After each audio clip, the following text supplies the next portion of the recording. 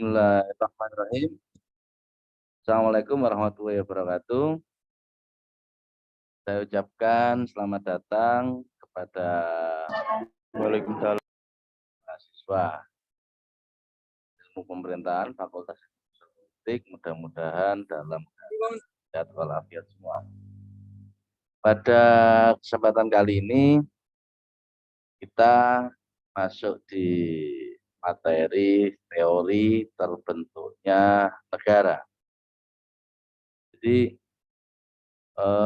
untuk materi kali ini sudah saya tanyakan ya, teori terbentuknya negara. Sebelum saya menyampaikan bagaimana terbentuknya negara, ini ada beberapa teori yang akan kita ulas. Nanti akan dibahas ada 5 teori nanti di situ ya.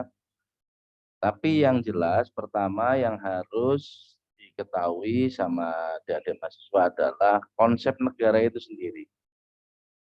Ini menurut Kanebro bahwa pengertian negara adalah organisasi yang timbul karena kehendak dari satu golongan atau bangsanya sendiri.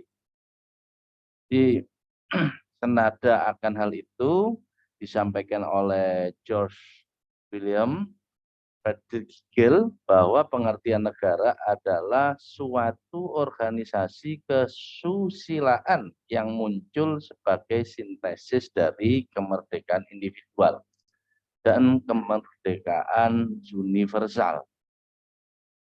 Dan yang kedua disampaikan oleh Soekarno bahwa negara adalah suatu organisasi kekuasaan masyarakat yang memiliki daerah tertentu, di mana kekuasaan negara berlaku sepenuhnya sebagai sovereign. Di sovereign di sini bisa diartikan mereka punya kekuasaan, mereka punya pemimpin, mereka punya kemerdekaan sendiri, jadi sudah freedom. Makanya di situ disampaikan pendapatnya oleh Soekarno, di mana kekuasaan negara berlaku sepenuhnya sebagai sovereign, jadi freedom, bebas dia, punya kuasa, punya pemimpin. Kemudian di dalam buku dasar-dasar ilmu politik yang seperti dibaca sama adik mahasiswa ini, punyanya Mirim Budiarjo, dikatakan bahwa pengertian negara adalah suatu daerah teritorial yang rakyatnya diperintah oleh sejumlah pejabat dan yang berhasil menuntut dari warganya ketaatan pada perundang-undangan melalui penguasaan kontrol dari kekuasaan.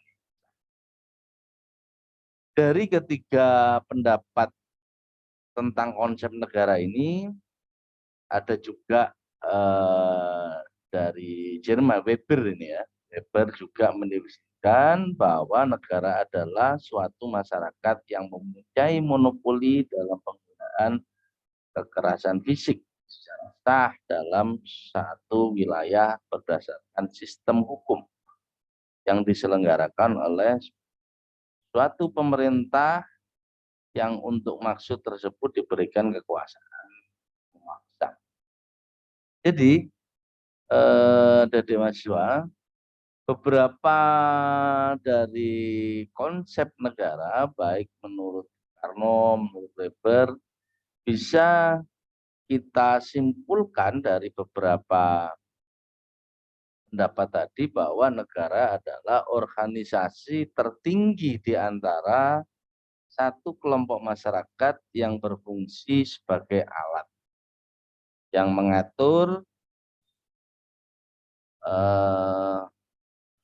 atau mengendalikan persoalan bersama atas nama masyarakat yang mempunyai cita-cita untuk bersatu hidup dalam wilayah tertentu dan mempunyai pemerintahan yang berdaulat dengan berdasarkan sistem hukum yang diselenggarakan dengan tujuan kesenangan dan kehormatan bersama.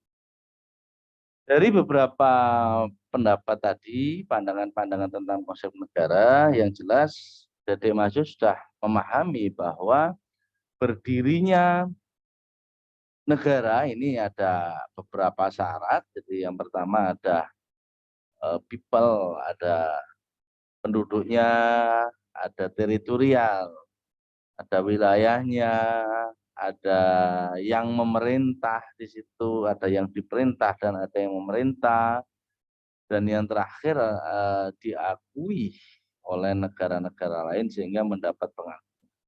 Bagaimana kalau sebuah negara ini negara punya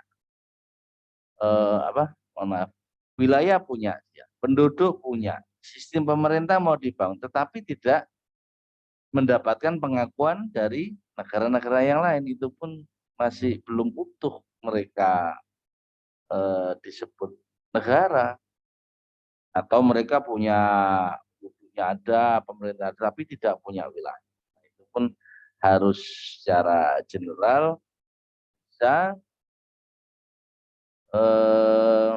mencukupi dari syarat-syarat yang sudah ditentukan atas berdirinya sebuah negara. Jadi sekalian, bahwa setelah kita memahami konsep dari negara itu, coba di sini kita masuk kepada materi utama, yaitu teori pembentukan negara.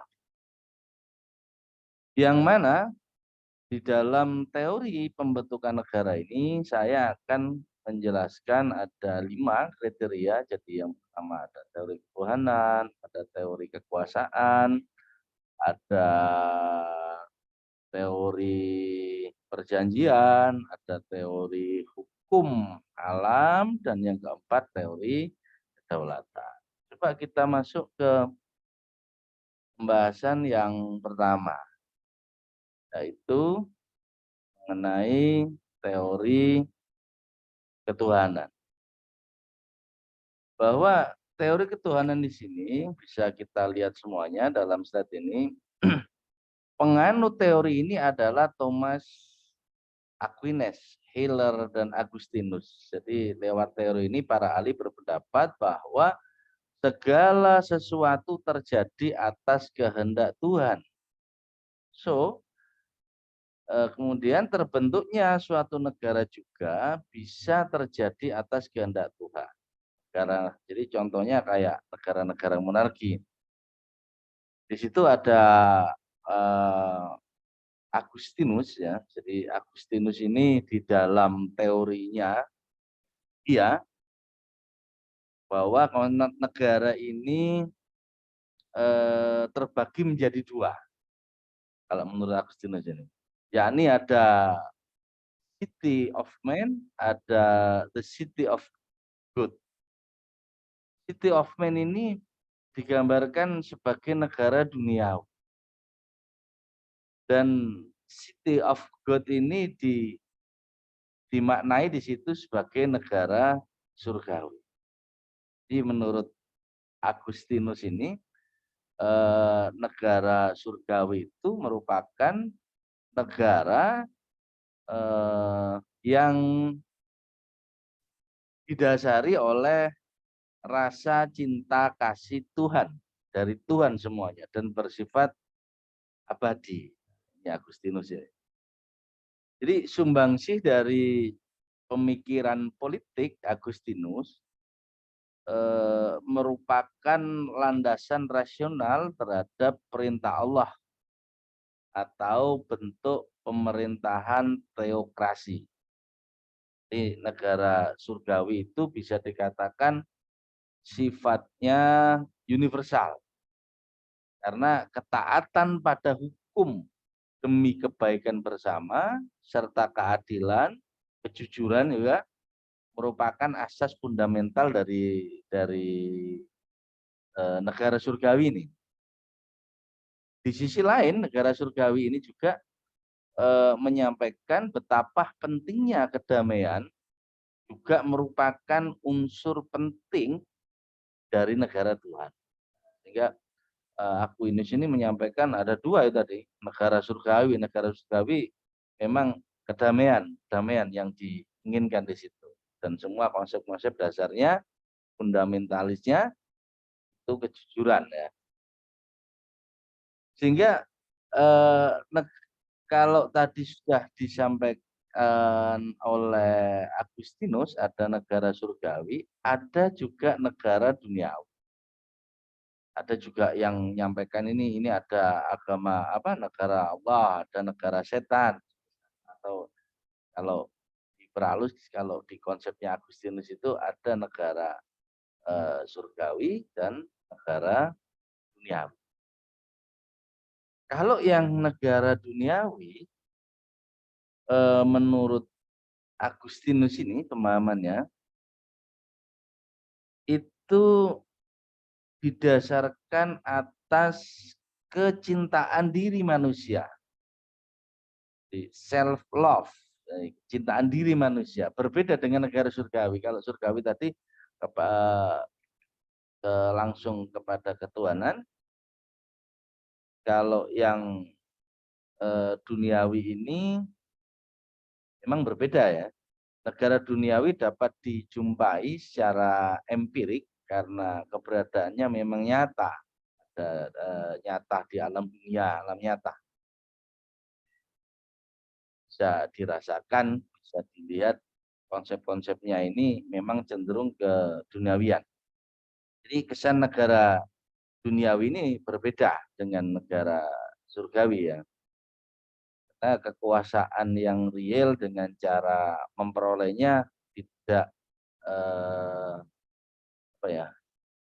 tidak memanusiawi. Jadi artinya gini, kekuasaan dari negara duniawi ini dikatakan sama Agustinus memperoleh kekuasaannya itu dengan cara-cara kekerasan, dengan paksa dan sebagainya, dengan cara intrik sana, intrik sini.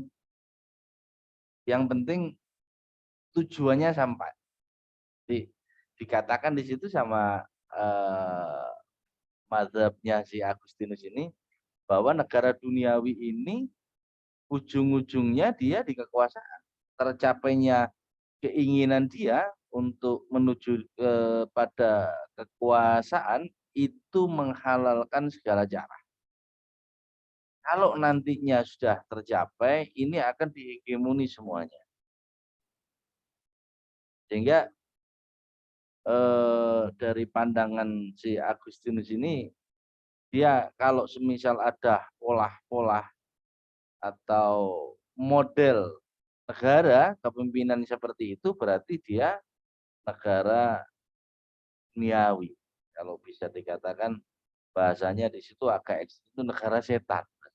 Karena dia memperoleh kekuasaannya ini dengan cara yang semena-mena dia. Yang penting dengan paksaan dan sebagainya. Selain itu, si Agustinus ini ya mengatakan manifestasi dari negara duniawi ini tadi saya katakan keserakahan ya, kebohongan, penghinaan dan perbuatan amoral yang lainnya yang tentunya sangat kontradiktif dengan negara surgawi. Dia juga berpendapat bahwa negara dengan skularitas tinggi maka akan terjadi hal-hal buruk, yakni terjadi kekerasan, perangan, ada konflik besar di mana-mana, tidak ada keadilan di mana-mana. Ya itu bisa diketahui sama adik mahasiswa bahwa si Agustinus ini memang menganut teori ketuhanan, dia membagi dua tadi. Ya, ada negara surgawi, ada negara duniawi. Namun perlu diingat, meski kedua model negara itu dikemukakan oleh Agustinus tersebut berbeda. Keduanya tidak dapat dipisahkan karena memang keduanya saling melengkapi. Jika kita telah lebih dalam mendalami maksud dari teori pemikiran Agustinus mengenal model negara, bahwa ada yang negara yang dipimpin oleh Tuhan dianggap itu ya, ada juga negara yang dipimpin oleh manusia, yang keduanya tak dapat dipisahkan satu sama lain. Memang karena keduanya merupakan satu hubungan yang penting. Artinya kita dapat mengajukan premis dari si Agustinus ini bahwa eksistensi sebuah negara harus disertai dengan keberadaan agama, karena keduanya merupakan unsur yang saling berkaitan. Jadi premis itu yang disampaikan Agustinus ini saling melengkapi. Karena kalau kita lepas kontrol daripada agama, ini akan rusak seluruh moral. Tapi pemikiran tadi di duniawi ini memang harus memikirkan pola atau cara untuk bisa menata negara ini. Ya kita lihat untuk yang hari ini prakteknya seperti apa. Apakah sudah sesuai sistem politik atau cara-cara politik yang digunakan itu sudah sesuai dengan jalan Tuhan, atau mereka lebih cenderung sangat hewani sehingga segala cara bisa dijalani, ya. Jadi ini pandangan dari Agustinus. Yang kedua, ini juga penganut teori ini ada Thomas Aquinas, ya. Jadi Thomas Aquinas ini filsuf dan teolog yang sangat terkenal, memang dia di abad pertengahan ini. Pemikiran Aquinas yang terkenal merupakan etika dan doktrin gereja, karena pada saat itu memang ini di era Prancis, ya. Dan pemikiran si Thomas Aquinas ini membangun harmonisasi dia antara agama dengan akal, dan dia berpendapat bahwa yang terbaik dalam bentuk atau pola negara ini dengan sistem monarki. Ini hasil pemikiran politiknya si Aquinas ini, ya. Jadi cenderung monarki, cenderung dia aristokrasi. Bisa diterjemahkan dalam sebuah pemerintahan yang dipimpin oleh individu yang terbaik. Jadi kita bisa melihat dari konsep dari Aquinas ini, ya, dia aristokrasi. Aristokrasi ini pemerintahan yang dengan sistem monarki, ya. Contoh pemerintahan ini itu di Vatikan. Vatikan ini orangnya agamawan semua di sana. Ini Vatikan aristokrasi, ya. Yang kedua ada di Tibet. Tibet juga hampir sama, ya. Kalau di sana dominasinya Buddha, ya. Ada di Tibet, kemudian ada di Republik Islam Iran, ada di Iran. Kalau di Iran ini Islam mayoritas, semuanya Islam. Oke. Setelah adik-adik mahasiswa memahami bahwa teori pembentukan negara itu pada teori ketuhanan, dan yang kedua ada teori kekuasaan. Di kekuasaan ini disampaikan kalau menurut para ahli yang mendukung hal ini, negara bisa terbentuk karena adanya kekuasaan. Kekuasaan berarti perjuangan hidup yang kuat memaksakan kemauannya kepada yang lemah. Kekuasaan yang dimaksud itu ada dua, yaitu fisik dan ekonomi. Pada teori ini adanya negara ini memang berdasarkan kekuasaan, berdasarkan power, kekuatan. Di teori kekuasaan menyatakan bahwa negara terbentuk berdasarkan kekuatan ini. Jadi orang kuatlah yang pertama-tama bisa mendirikan negara, karena dengan kekuatannya dia berkuasa memaksakan kehendak terhadap orang lain. Ini kalau tokohnya ini Voltaire. Jadi Voltaire ini lebih dikenal Voltaire, tapi Francis Mary, di orang Prancis ini. Raja pertama adalah prajurit yang berhasil. Ada satu premis yang disampaikan dia. raja yang pertama adalah prajurit yang berhasil menumbangkan, dia akan jadi raja. Jadi si Francois Mer ini, dia seorang filsuf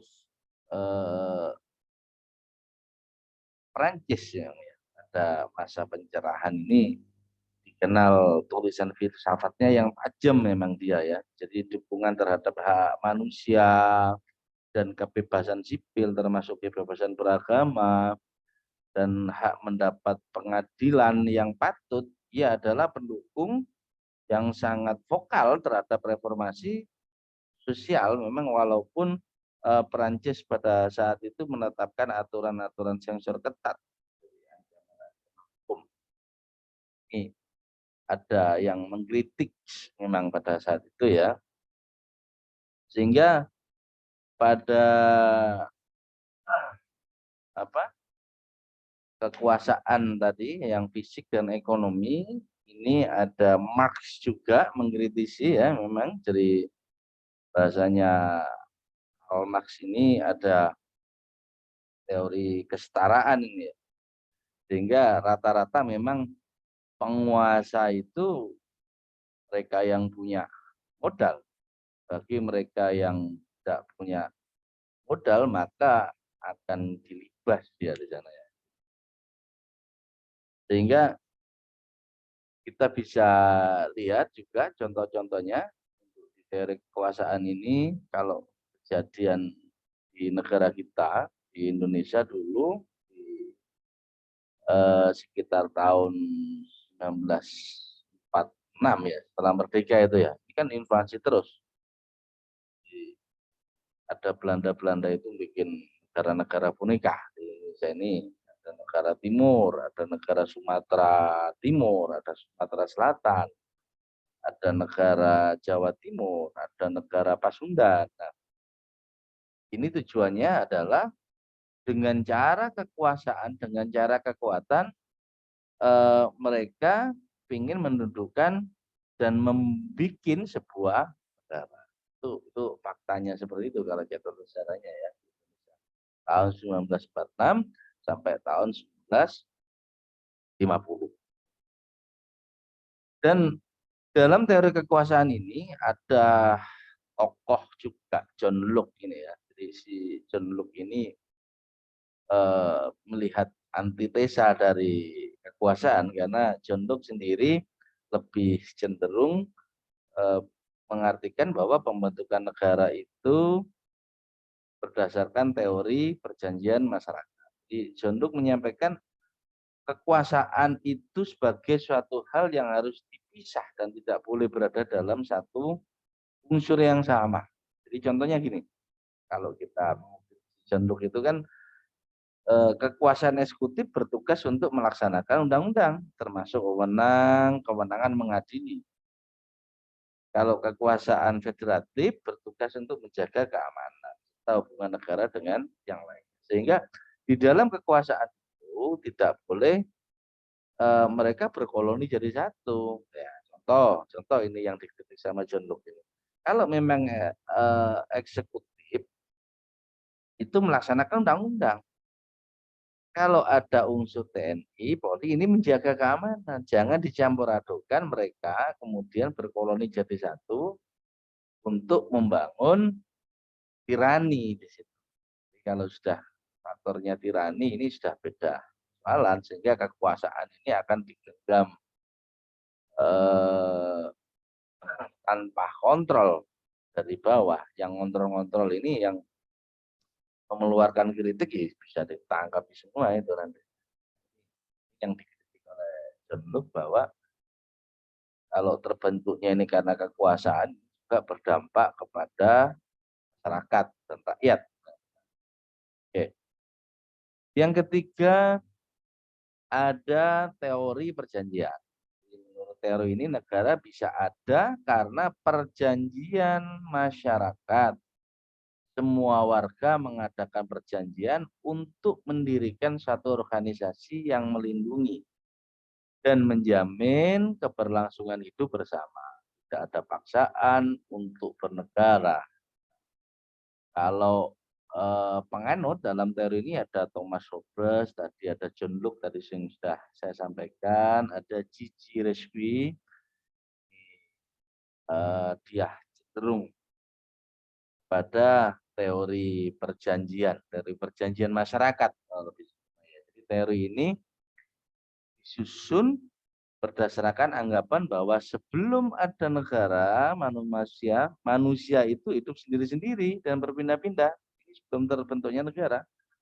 Pada saat itu belum ada masyarakat dan peraturan yang mengaturnya, sehingga kekacauan mudah terjadi dimanapun dan kapanpun itu cenderung, karena di situ tanpa peraturan. Nah, ini kalau kita lihat perjalanan sebuah masyarakat kan memang dulunya datang awal itu kan di pinggiran, di dekat sungai mereka bikin apa namanya kayak camp-camp gitu.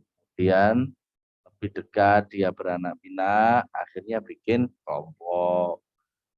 Tapi berpindah-pindah dia, setelah bikin kelompok dia bikin peternakan, setelah bikin peternakan bikin sayuran. Nah, terjadilah di situ huru-hara.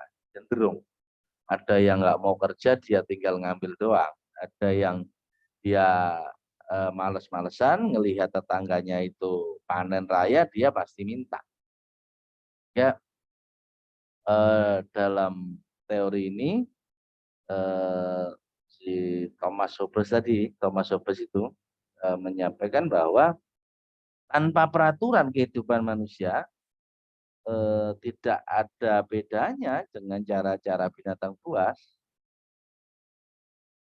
Jadi si Hobbes ini mengkritisi bahwa perjanjian masyarakat, di teori ini ya, teori perjanjian masyarakat itu diungkapkan dalam bukunya yang terkenal itu ya, saya lupa itu namanya, bahwa ketakutan akan kehidupan berciri survival.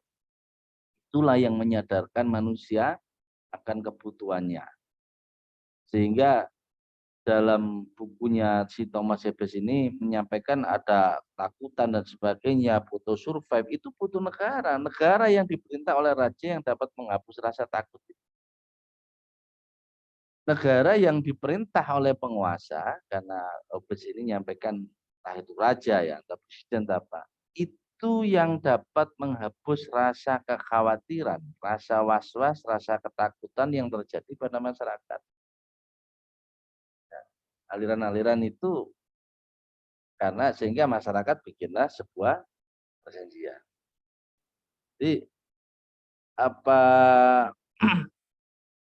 akal sehat manusia itu telah membimbing dambaan suatu kehidupan yang tertib dan tentram. Maka dibuatlah perjanjian yang disebut pactum sub-occasion di dalam perjanjian antar kelompok maksudnya ya. Perjanjian antar kelompok manusia dengan penguasa yang diangkat dalam pactum union, di isinya itu pernyataan penyerahan hak-hak alami kepada penguasa dan berjanji akan taat kepada, sama halnya ketika kemerdekaan yang kita capai ya di Indonesia ini. Perjanjiannya Soekarno juga dengan kerajaan-kerajaan yang dulu itu serahkan semuanya bangun NKRI. Sama halnya kejadian di India. Ini perjanjian juga di India itu pada saat itu memang dihegemoni oleh Inggris. Di India berdiri dimerdekakan 1949 karena di situ kan dibagi dua, ada Pakistan, mereka yang komunitasnya Muslim, yang satu ada ya ini juga menggunakan perjanjian di situ ya. Sebelum pecah juga di India kan 3 itu ya, karena mayoritas masyarakatnya banyak, hampir 1,2 miliar. Nah, sama juga kayak Filipina ini akibat perjanjian juga ya. Memang di dalam teori perjanjian ini selain Thomas Hobbes ada ya John Locke tadi itu ya, ada Immanuel Kant, ada Photius ini di abad ke 11, 18. Memang pada saat itu Hobbes ini ketika menyusun teorinya itu Thomas Hobbes kejadiannya kan di Inggris ya. Thomas Hobbes berpihak kepada Raja Charles I yang sedang berseteru dengan parlemen. Jadi teori itu kemudian digunakan untuk memperkuat kedudukan raja, maka dia hanya mengaku untuk menyatakan penyerahan seluruh hak kepada penguasa dan yang sudah diserahkan itu tidak dapat dikembalikan.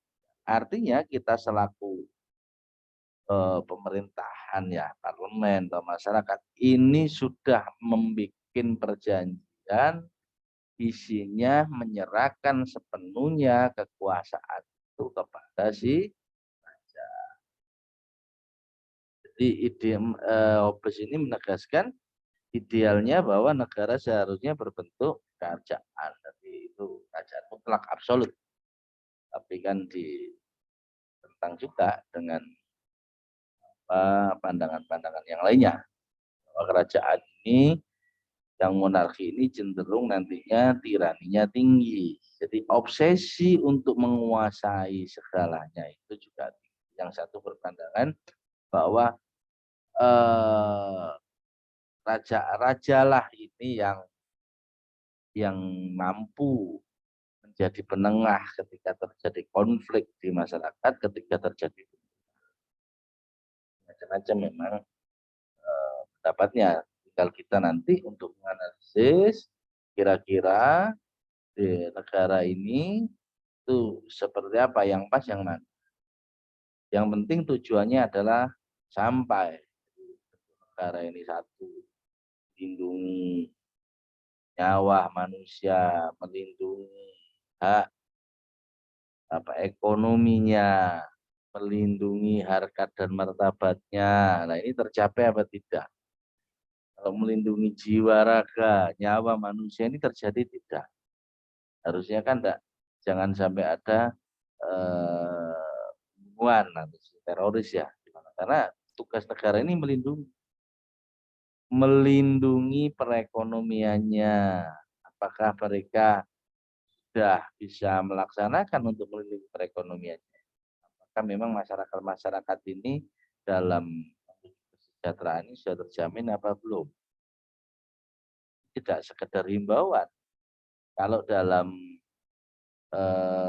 pelayanan dari ethics public service-nya, ini pemerintah atau negara tidak boleh hanya himbauan-himbauan saja. Oh, ini saya himbau supaya Anda tidak malas-malas belajar, supaya Anda tidak malas bekerja. Ini tidak boleh. Negara tidak boleh hanya sekedar himbauan. Harus ada sistemnya. Harus didukung sarprasnya. Jadi nggak boleh himbauan-himbauan itu.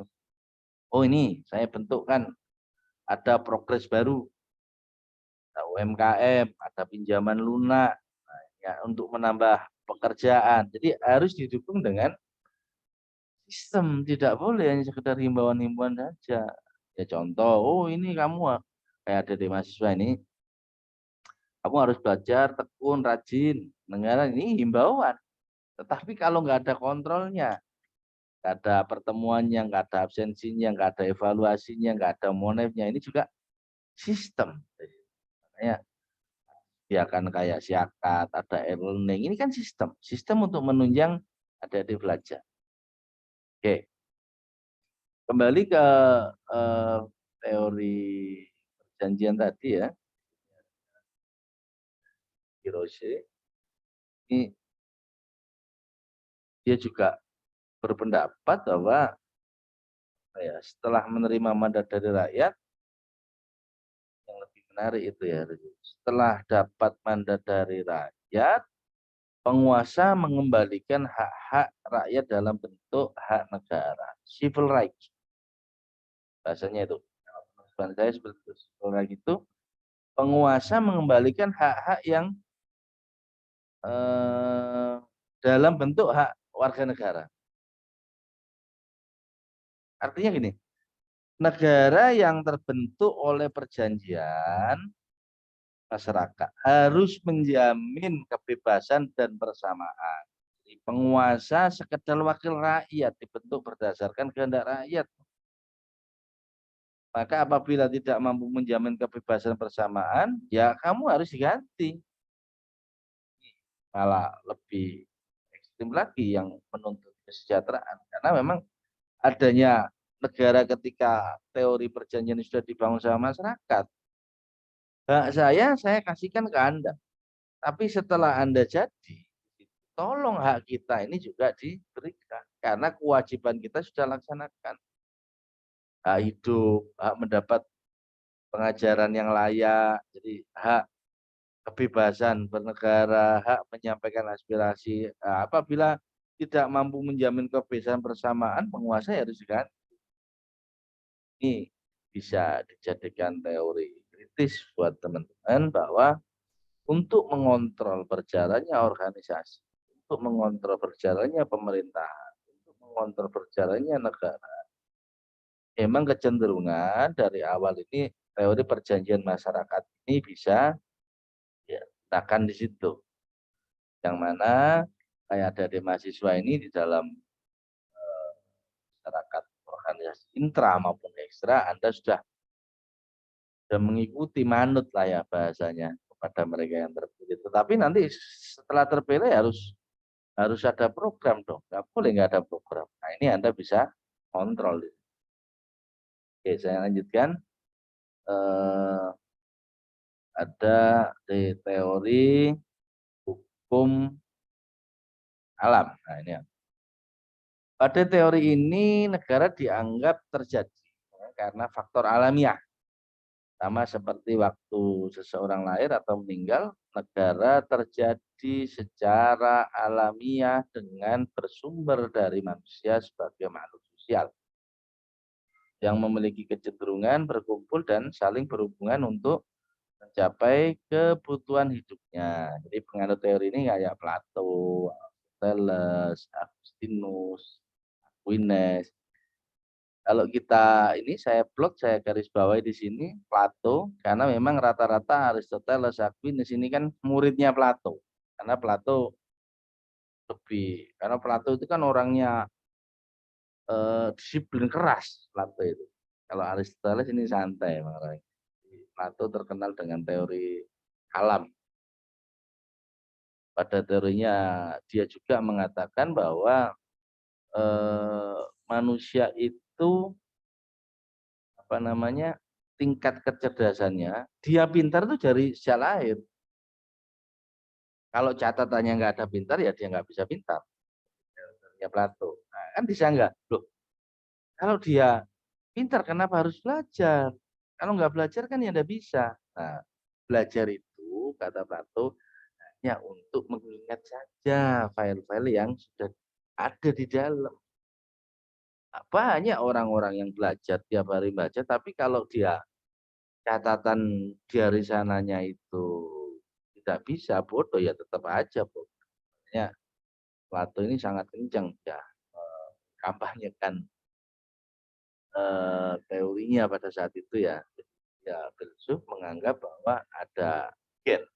Jadi teori gen ini juga mengarah mazhabnya ke Plato juga. Oh, ini dulu orangnya pinter, oh anaknya pasti pinter. Ini dulu mbahnya itu pejabat, ini gennya nanti jadi pejabat. Ini dulu kaya raya ini. Tapi kalau ada keturunan anak cucunya pasti muda nanti. Kaya loh. Tapi dibantah loh ini turunnya orang kaya kok nggak bisa kaya, turunnya orang pinter nggak pinter. Ya belum kan sabar dulu. Harus mengingat-ingat dulu karena gennya di sana itu tidak ada. Itu kayak Plato itu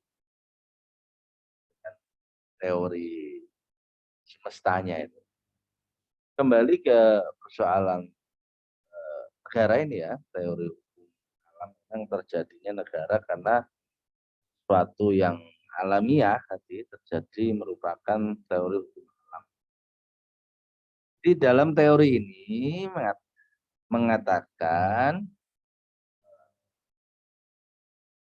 jika hukum alam tidak dibuat oleh negara, namun ada karena memang menurut kehendak alam. Jadi meskipun Anda itu menggebu-gebu kepingin mendirikan negara atau mendirikan apapun lah, tapi kalau alam tidak bisa mengilhami, alam tidak mengizinkan itu terjadi, maka tidak akan terjadi. Kamu menggebu. Contohnya gini, kalau teori hukum alam ini terjadinya nanti setahun, urusan ini kamu urus, tidak kamu urus, ini tetap. Karena pada teori ini negara dianggap terjadi karena faktor alamiah. Jadi sama seperti waktu seorang lahir atau meninggal, ini sudah ada catatannya semua. Negara terjadi secara alamiah dengan bersumber dari manusia sebagai makhluk sosial yang memiliki kecenderungan berkumpul dan saling berhubungan. Karena dianggap manusia itu makhluk sosial ya. Jadi mereka berkumpul, berinteraksi sosial diantaranya untuk mencapai kebutuhan hidupnya. Itu yang bisa saya sampaikan di teori alam ini. Jadi terjadinya negara karena sesuatu yang alamiah. Oke. Setelah bahas dari teori yang alam ini, yang kelima ada teori kedaulatan. Teori kedaulatan ini ada dua subteori ya, yang berhubungan dengan kedaulatan. Yang pertama teori kedaulatan negara, yaitu negara memegang kekuasaan tertinggi untuk menciptakan hukum dengan mengatur kepentingan rakyat. Yang kedua ini ada teori kedaulatan hukum, yaitu hukum memegang peran tertinggi dan kedudukannya lebih tinggi dari negara. Sekarang banyak orang, oh ini kan negara hukum, sedikit-dikit sampai laporkan hukum, dikit-dikit sudah harus lapor karena kita ini sama di hadapan hukum. Tapi kalau kita cermati, seringkali persepsi seperti itu kan kurang pas. Ya. Jadi yang pas itu gini, benar ini negara hukum, kita ini hukum ini di negara ini harus bisa sejajar di semuanya. Jadi bukan persoalan negara hukum dikit-dikit lapor, tapi posisi dari hukum ini harus bisa dirasakan oleh baik masyarakat di kasta yang tertinggi sampai terendah. Jangan kemudian mentang-mentang kita negara hukum, mereka yang tidak punya kapasitas, yang tidak punya kompetensi di bidang itu dimanfaatkan oleh hukum itu sendiri. Jadi negara memegang kekuasaan tertinggi, hukum memegang peranan tertinggi. Memang iya, dari kedaulatan. Tetapi hukum ini harus bisa sampai di masyarakat yang paling bawah sampai atas, dari elit sampai grassroots. Jadi hukumnya ini bukan kita ini datang semuanya mempermasalahkan di hukum, tetapi bagaimana caranya hukum di negara kita, di Indonesia ini, mampu menjembatani mulai dari elit yang atas sampai yang di bawah. Nah, ini ada kemudian ada fase terjadinya mungkin penyampaian saya pada sesi kali ini bisa sementara yang bisa saya sampaikan ini mungkin kita di dialog ya ya. Nah, jalan 45 menit ya. Oke. Sekian ya yang bisa saya sampaikan, nanti kita akan ketemu di sesi berikutnya. Assalamualaikum warahmatullahi wabarakatuh.